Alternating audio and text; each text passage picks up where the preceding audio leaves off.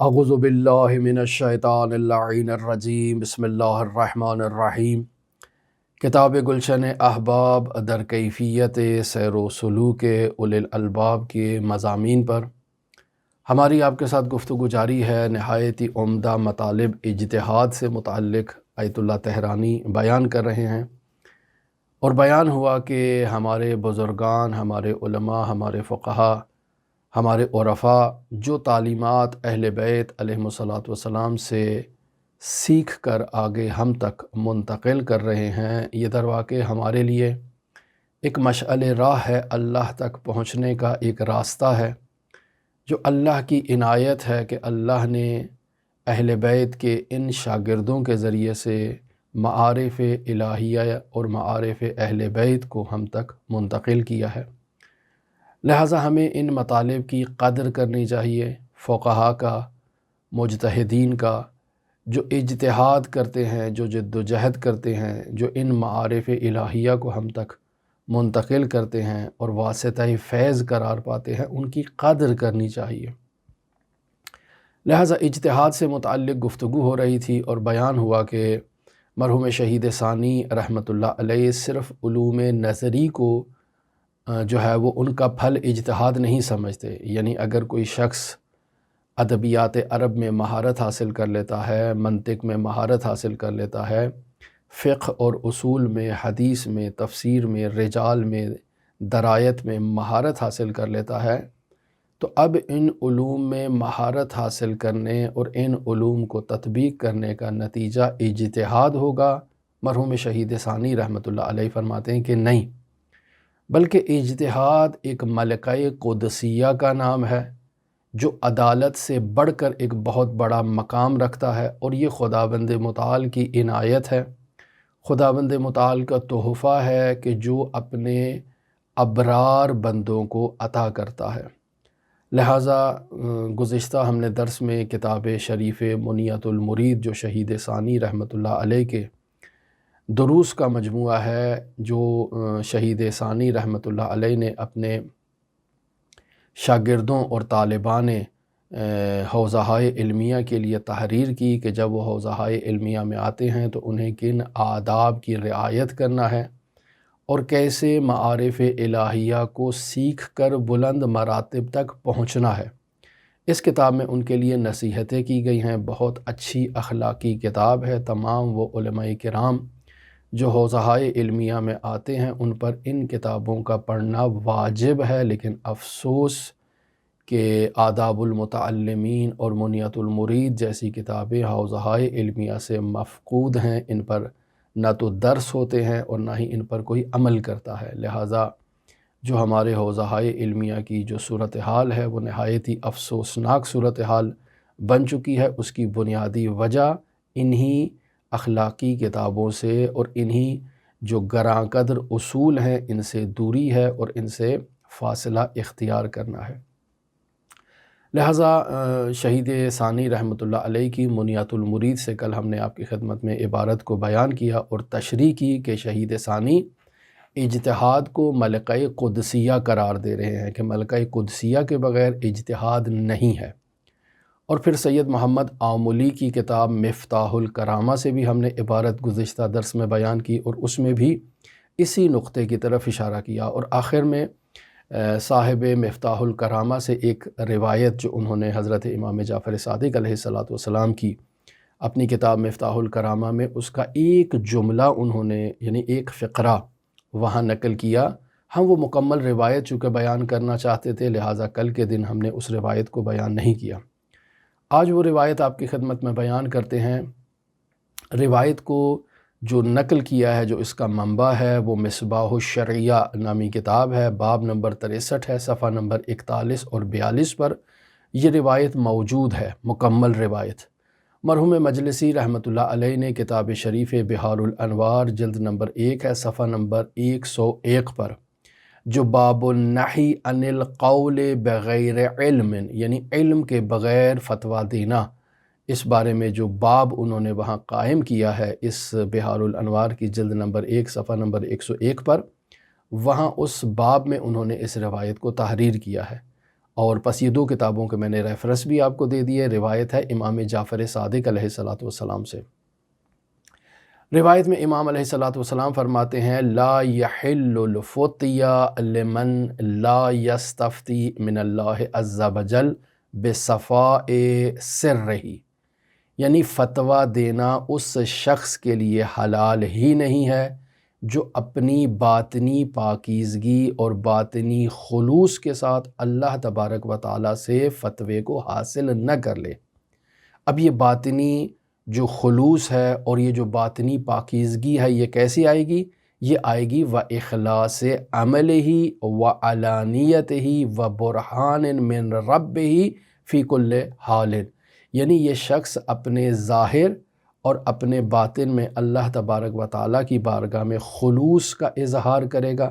یعنی جو اعمال بھی انجام دے گا، اپنے ظاہری اعمال ہوں چاہے اپنے باطنی اور سری اعمال ہوں،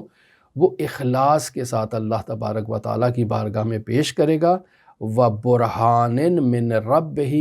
فِي كُلِّ حَالٍ، اور ہر عمل کو، ہر چیز کو الہی ربانی برہان اور الہی دلیل کے ساتھ جو ہے وہ انجام دے گا، اور مسائل کو خود خداوند متعال سے دریافت کرے گا، خداوند متعال سے استفتاء کرے گا، خداوند متعال سے سوال کرے گا، پوچھے گا، اور پھر آگے جا کر لوگوں کے سامنے انہیں بیان کرے گا۔ بس یہاں نہایتی قداست کی طرف اشارہ کر رہے ہیں اس شخص کے لیے کہ جو اللہ سے رابطے میں ہے، جو اللہ سے ملاقات کی کیفیت میں ہے، جسے اللہ نے ملکہ قدسیہ عطا کیا ہے، وہ ہر بات کو اللہ سے پوچھ کر آگے لوگوں تک منتقل کرے گا۔ پس ایسا شخص در واقع فتویٰ دے سکتا ہے، وگرنہ جس شخص کے پاس یہ ملکہ قدسیہ موجود نہیں ہے وہ فتویٰ دینے کی صلاحیت نہیں رکھتا۔ پھر مصباح الشریعہ میں دلیل بیان کر رہے ہیں امام جعفر صادق علیہ السلام کہ کیوں ایسے ہے۔ فرما رہے ہیں لِأَنَّ مَنْ أَفْتَى فَقَدْ حَكَمَ، چونکہ جو بھی شخص فتویٰ دیتا ہے اس نے گویا کہ حکم دیا ہے کہ یہ کام کرو اور یہ کام نہ کرو، کرو تو ایسے کرو، نہ کرو تو اس وجہ سے کرو، یہ اس نے حکم دیا ہے۔ وَالْحُكْمُ لَا يَصِحُّ إِلَّا بِإِذْنٍ مِّنَ اللَّهِ وَبُرْحَانِهِ، اور کوئی بھی حکم دینا صحیح نہیں ہے اس وقت تک مگر اس وقت حکم دینا صحیح ہوگا جب آپ اس حکم کو اللہ کی مرضی، اللہ کے اذن اور اللہ کی دلیل اور برہان کے ساتھ اس حکم کو جاری کریں گے، تب یہ صحیح ہے۔ اور اگر آپ کے پاس اذن الہی موجود نہیں ہے، برہان و دلیل الہی آپ کے پاس موجود نہیں ہے، اور آپ ایسے میں حکم جاری کر دیتے ہیں یا فتویٰ دے دیتے ہیں تو یہ درست نہیں ہے، حلال ہی نہیں ہے۔ اور پھر فرماتے ہیں وَمَنْ حَكَمَ بِخَبَرٍ یا بِالْخَبَرِ بِلَا مُعَايَنَةٍ فَهُوَ جَاهِلٌ، امام صادق فرما رہے ہیں کہ جو کوئی بھی خبر کو سن کے بلا تحقیق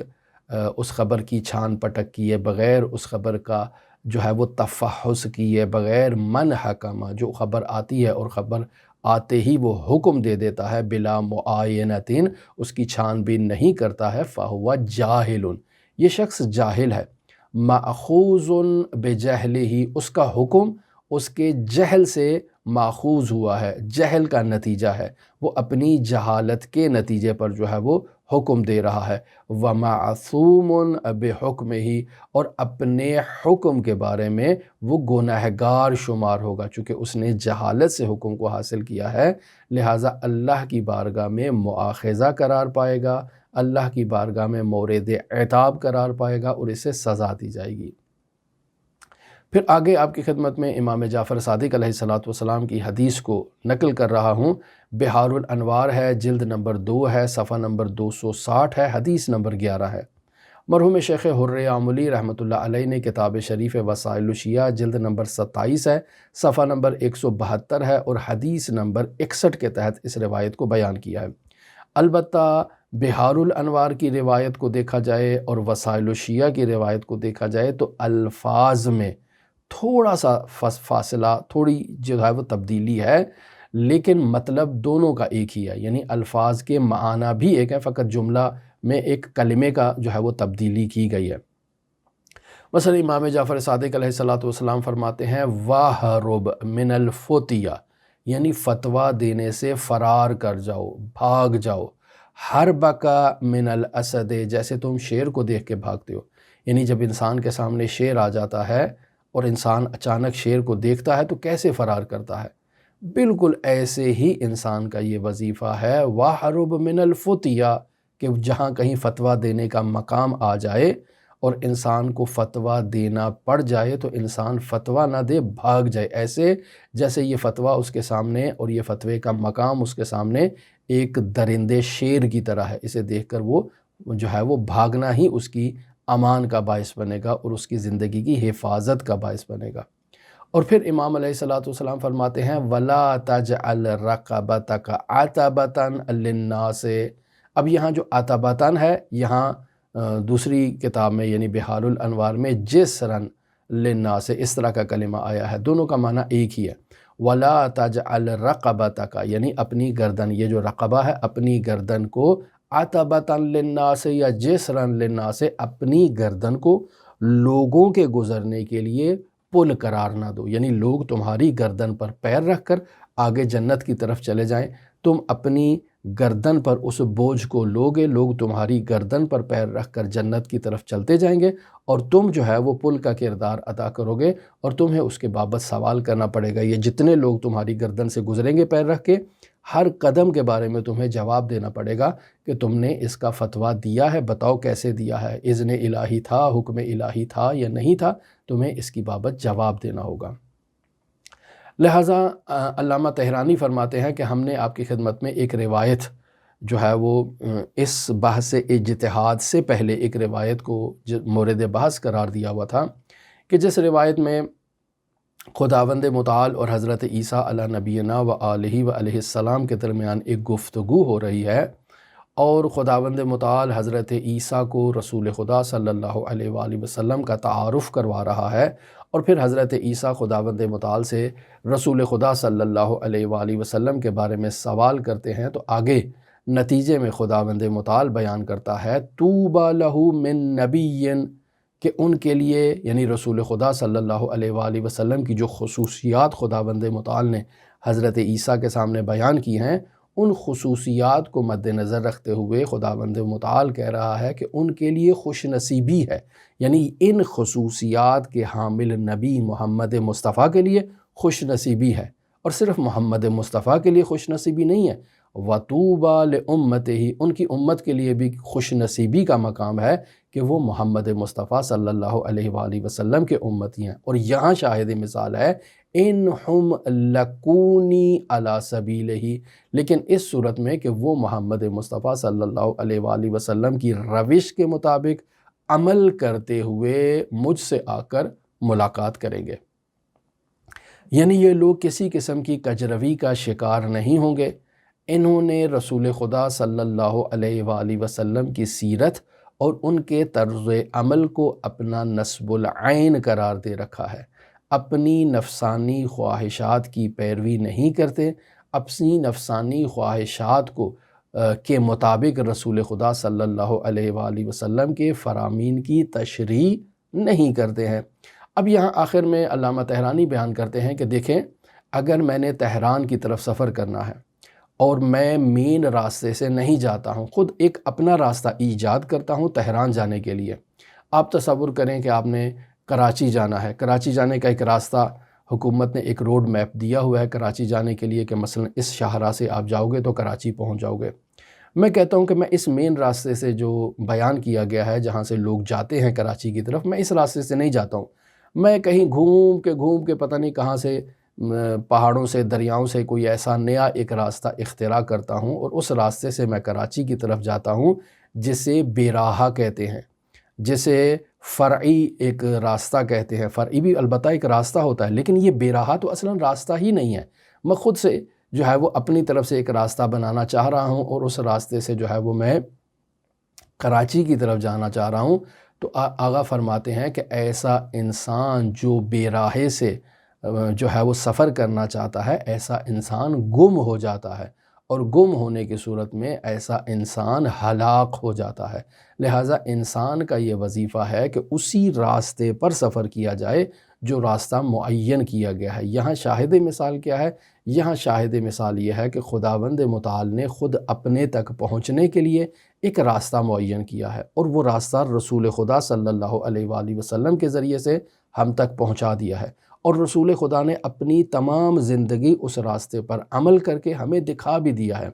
اب ہمارا یہ وظیفہ ہے کہ ہم اگر خدا تک پہنچنا چاہتے ہیں تو ہم رسول خدا صلی اللہ علیہ وآلہ وسلم کے طرز زندگی کو، ائمہ معصومین علیہ السلام کے طرز زندگی کو اپنا نصب العین قرار دیں۔ لہٰذا زیارت عاشوراء میں ہم کیا دعا کرتے ہیں؟ اللہم اجعل محیایا محیا محمد و آل محمد و مماتی ممات محمد و آل محمد۔ اے میرے پروردگار، میری زندگی کا نصب العین محمد و آل محمد کی سیرت و تعلیمات ہونا چاہیے، حتیٰ میری موت کا نصب العین بھی محمد و آل محمد کی سیرت و تعلیمات ہونا چاہیے، یعنی میں ان کے طرز زندگی کے مطابق زندگی بسر کروں اور ان کی موت کے مطابق موت مجھے آئے، یعنی میں نے اپنی زندگی کو ان کے مطابق جو ہے وہ ڈھال رکھا ہو۔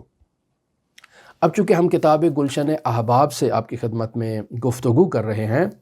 تو یہ گلشن احباب کا یہ والا چیپٹر اور یہ والا جو بحث ہے جسے ہم آپ کی خدمت میں ابھی بیان کر رہے ہیں، یہ موضوع علامہ تہرانی نے، علامہ صادق تہرانی نے رسول خدا صلی اللہ علیہ وآلہ وسلم کے میلاد مسعود کی شب اس بحث کو تدوین کیا اور تحریر کیا، یعنی 17 ربیع الاول کی رات کو۔ لہٰذا یہ وہ رات ہے کہ جو نہایت ہی بابرکت رات ہے، اور اگلا دن جو 17 ربیع الاول کا دن ہوگا وہ بھی نہایت ہی بابرکت دن ہے۔ لہٰذا علامہ تہرانی یہاں رسول خدا صلی اللہ علیہ وآلہ وسلم کے اس شب مولود کی مناسبت سے اور روز میلاد کی مناسبت سے رسول خدا کی زیارت سے متعلق 2 احادیث یہاں بیان کرنے ہیں۔ میں آپ کی خدمت میں وہ بھی بیان کرتا ہوں اور پھر آگے بحث کو آگے لے کر چلتے ہیں۔ علامہ تہرانی کہتے ہیں کہ رسول خدا صلی اللہ علیہ وآلہ وسلم کے میلاد مسعود کی رات جو ہے وہ نہایت ہی اہم رات ہے، اور اگلا دن بھی ایک نہایت ہی اہم دن ہے، اور اس دن رسول خدا صلی اللہ علیہ وآلہ وسلم کی زیارت سے متعلق تاکید کی گئی ہے کہ انسان رسول خدا کی زیارت کرے۔ یہ رسول خدا صلی اللہ علیہ وآلہ وسلم کی زیارت انسان کے لیے باعث خیر و برکت ہے۔ انسان زیارت کرتا ہے اور خود رسول خدا صلی اللہ علیہ وآلہ وسلم سے تقاضا کرتا ہے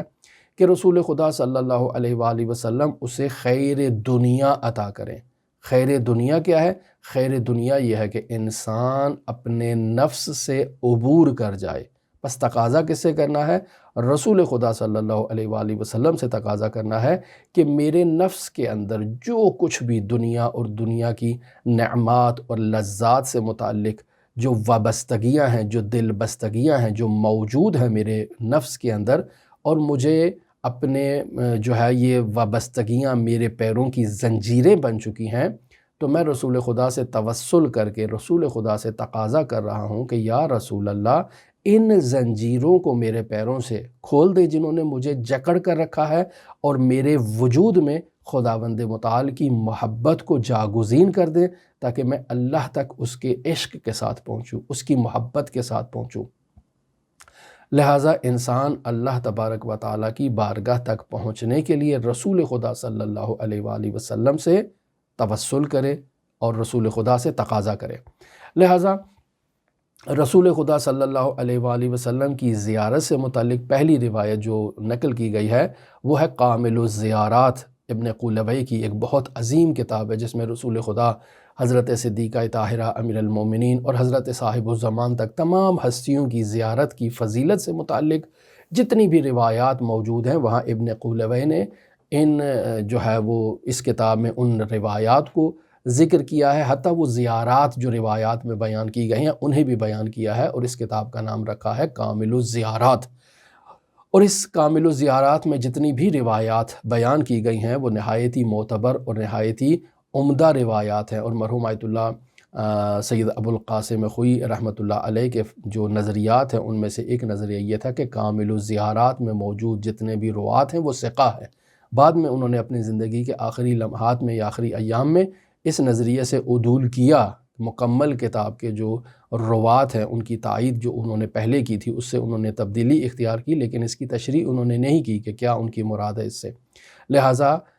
یہ اس قدر اہمیت کی کتاب ہے کہ اس کے بارے میں علماء بہت ہی احترام کی نگاہ سے دیکھتے ہیں ابن کولوے کو۔ یہاں امام زین العابدین علیہ السلام سے ایک روایت نقل ہوئی ہے جو امام زین العابدین نے رسول خدا صلی اللہ علیہ وآلہ وسلم سے نقل فرمائی ہے، اور روایت کا مضمون یہ ہے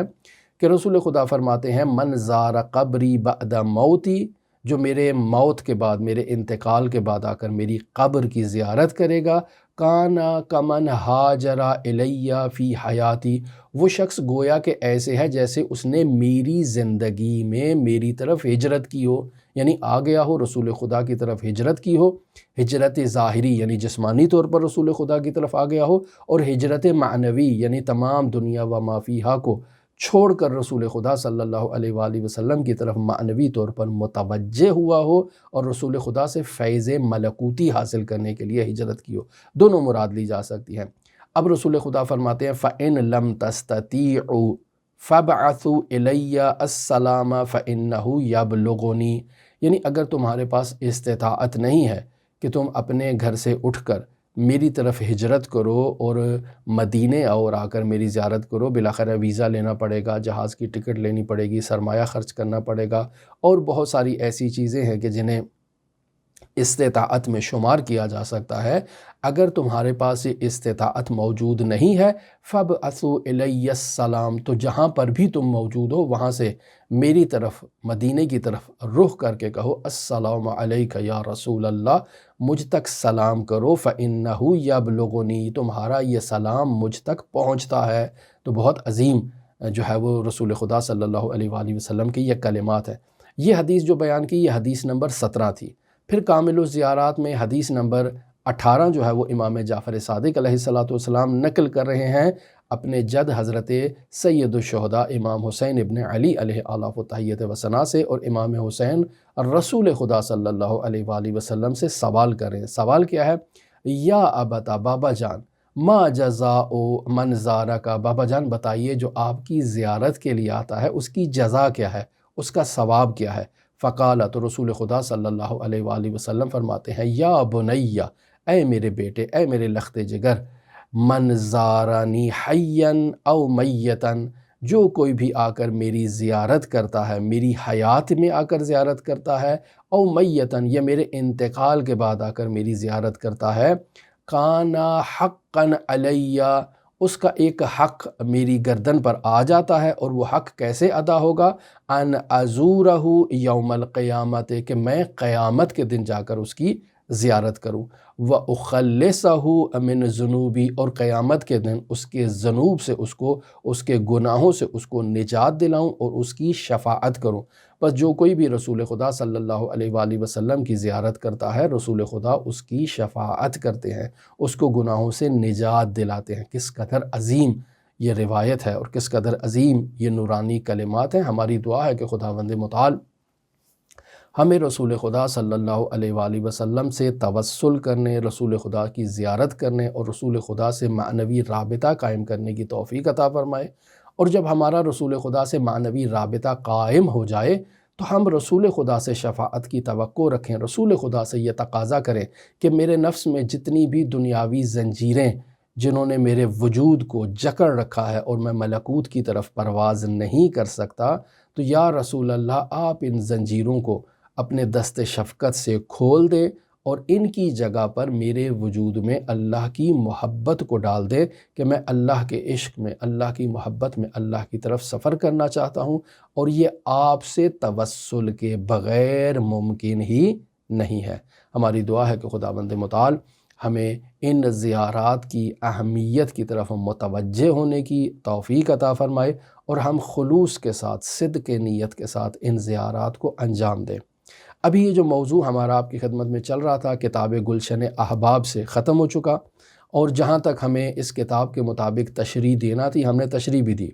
لیکن ابھی یہ موضوع باقی ہے، یعنی اجتہاد کے لیے ملکہ قدسیہ کا ہونا ضروری ہے۔ اس موضوع سے متعلق کل ہم آخری گفتگو کریں گے، اور کل کی گفتگو میں ہم مرحوم علامہ حسینی طہرانی رحمۃ اللہ علیہ کے بیانات سے استفادہ کریں گے، اور انہوں نے بھی در واقع علماء کی زندگی کے واقعات سے اس ملکہ قدسیہ کو بیان کیا ہے، اور بہت ہی نایاب مطالب ہیں جنہیں کل ہم آپ کی خدمت میں بیان کریں گے، ضرور توجہ فرمائیے گا۔ دعا گو ہیں خداوند متعال منجی عالم بشریت حضرت صاحب العصر صاحب الامر صاحب الزمان کے ظہور میں تعجیل فرمائے، اور ہمیں حضرت کے اصحاب و آوان و انصار کی فہرست میں شمار فرمائے۔ اللہم صلی علی محمد و آل محمد وعجل فرج قائم آل محمد۔